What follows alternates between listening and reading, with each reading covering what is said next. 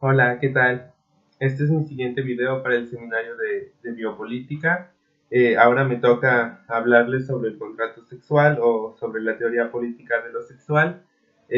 Lo voy a abordar desde dos autoras que son de una tradición anglosajona, son Kate Millett, esta clásica feminista, que de hecho acaba de fallecer este pasado mes de septiembre, y la otra autora es Carol Bateman, una inglesa, pero ambas parten de tradiciones parecidas, de reflexiones parecidas también.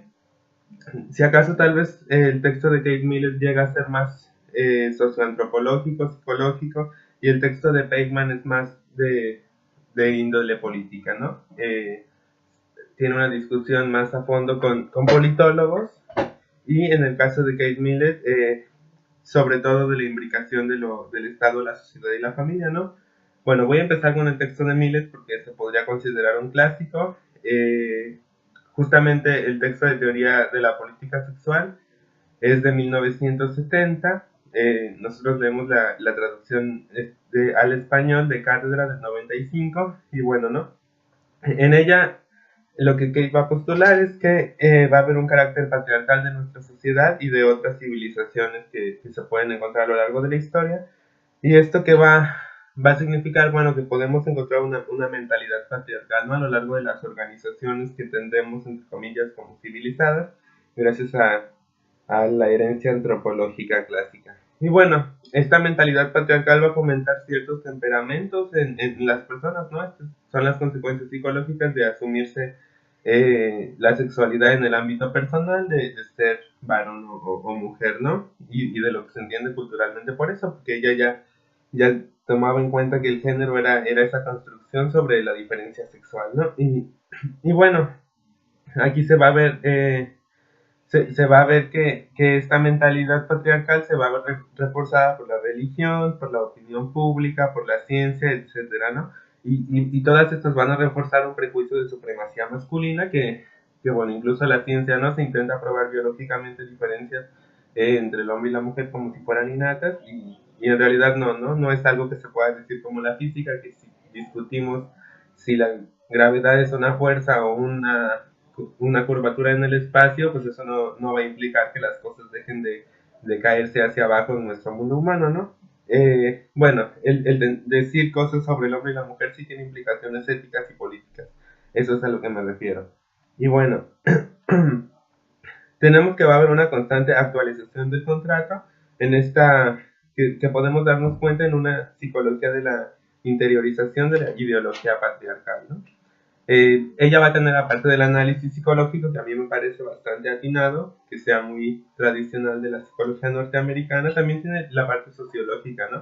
Pensando en la unidad patriarcal y cómo las clases sociales, pues también se va a ver reflejada una diferencia de contrato, perdón, de una diferencia sexual, cuando tiene que ver sobre todo con las mujeres van a seguir siendo mujeres, incluso para las clases bajas, que van a seguir estando subsumidas a las labores domésticas, a las labores de reproducción, que tiene que ver con, ella retoma una cita de Aristóteles muy curiosa, ¿no? Que el plebeyo tiene a su esposo también que le sirva, ¿no?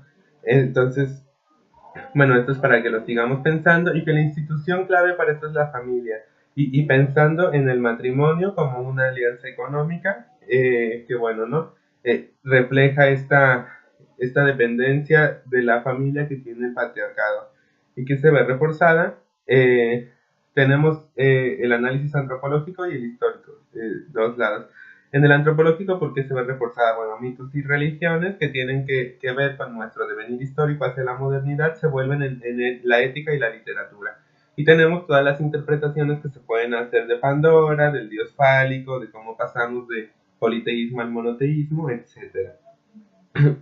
Y por otro lado, el análisis histórico, que también sobre la diferencia sexual puede encontrar cómo se ha legislado hacia el patriarcado a partir de la fuerza, como el análisis de la patria potestas en Roma.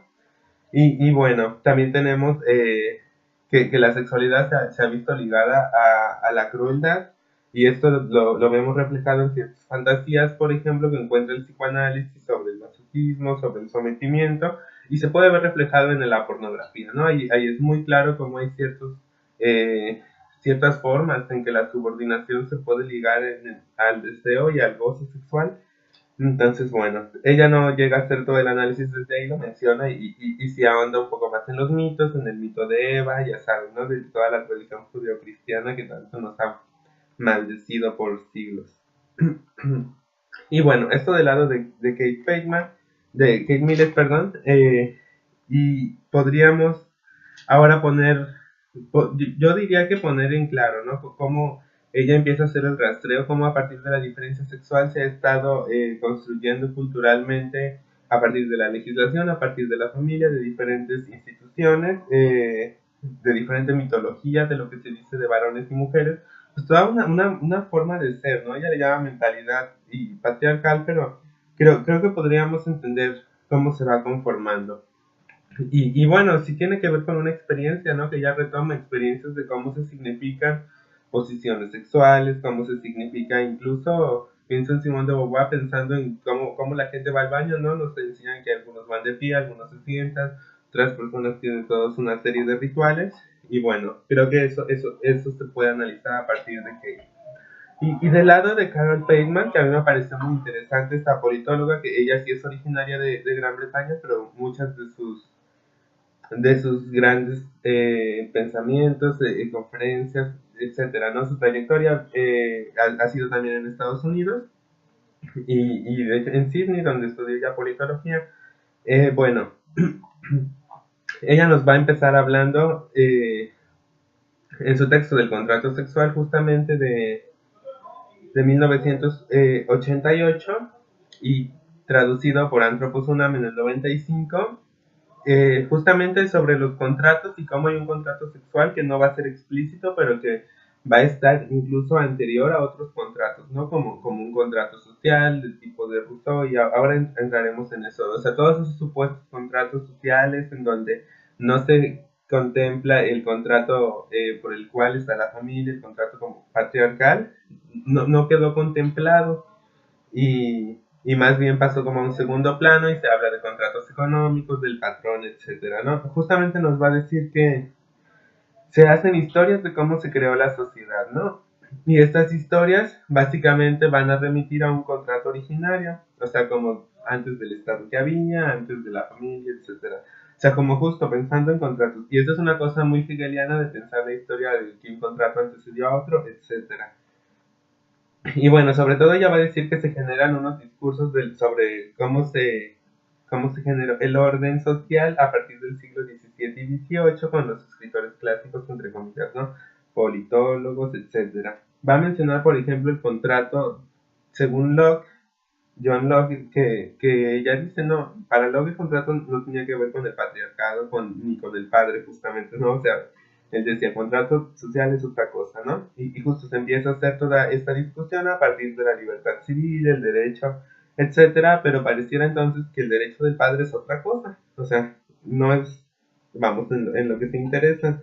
Y justamente todos los términos de libertad entonces van a remitir hacia lo civil, hacia lo social, etcétera, y no hacia una cuestión más del patriarcado, ¿no? De cómo pues las mujeres históricamente se han visto subordinadas a los varones, ni de cómo justamente esta subordinación genera justamente lo que Kate Miller explicaba, ¿no? Cómo se hace toda una psicología patriarcal, esta mentalidad, ¿no?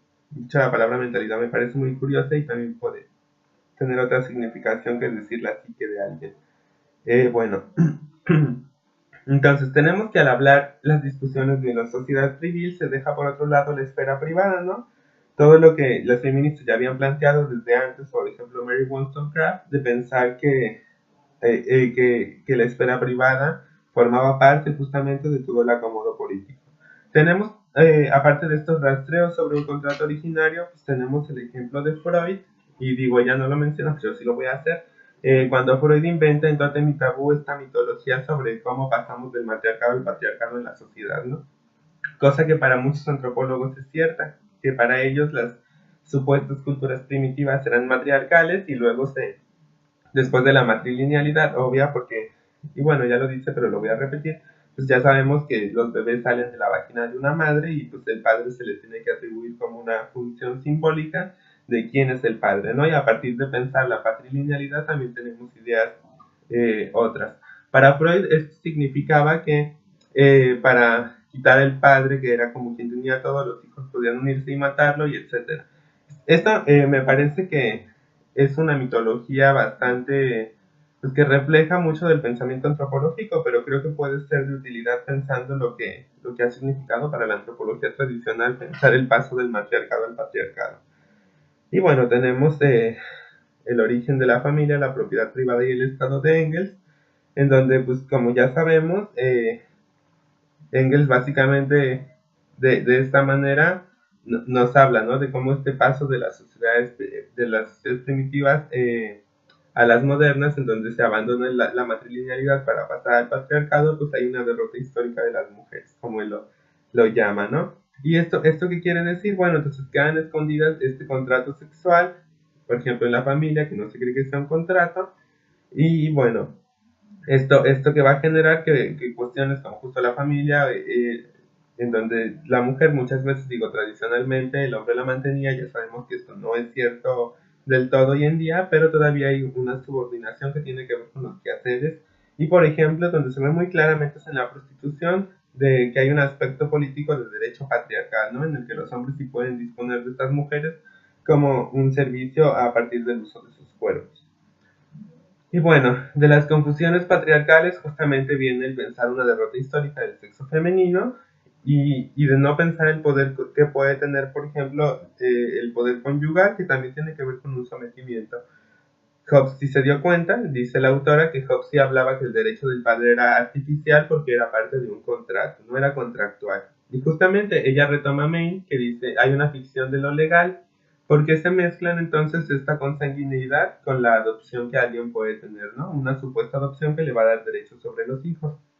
Y entonces se pone a discusión que bueno, sabemos que la paternidad es un hecho social, entonces, ¿qué podría pasar entonces con este acomodo patriarcal que no queda claro? Yo lo discutiría sobre todo pensando, y lo acabo de ver referido en el seminario 7 de Lacan de la ética, cómo justamente va a haber un acomodo patriarcal y se tiende a pensar que es universal en las culturas y etcétera, pero curiosamente no se dice, o sea, es lo no nombrado, no se nombra, y pensando psicoanalíticamente, que es una de las prácticas que me gusta llevar a cabo, justamente sería pensar cómo nunca se nombra el tabú del incesto, por ejemplo, o sea, cosa fundamental para el patriarcado, y justamente parece que eso no dicho es lo que sostiene lo demás, sostiene otras normas, la censura,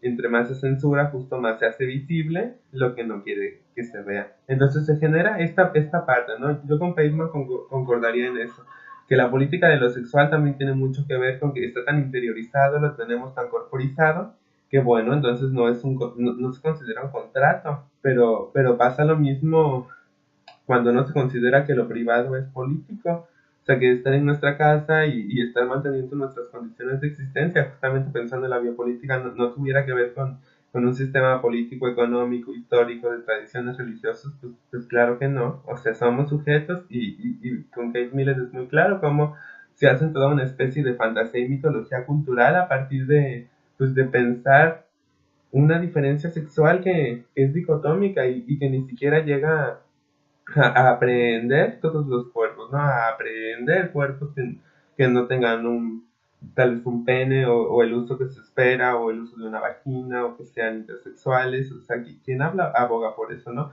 ¿Quién aboga por pensar en este contrato como se puede reconstruir? Porque justo si es contractual, se puede pensar, ¿no? Digo, tenemos ejemplos, Bateman misma habla con Gail Rubin, con Foucault, como de esta construcción histórico-genealógica, pero bueno, dependerá también mucho de nosotros cómo hablamos o cómo justo podríamos redistribuir los acuerdos que se puedan tener, ¿no?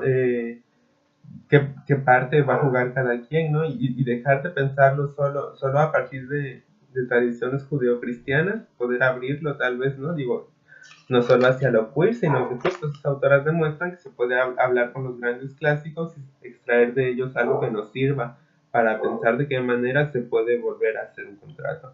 Pues eso sería todo hasta hoy. Ahí los dejo para renegociar significantes en otra ocasión. Nos vemos.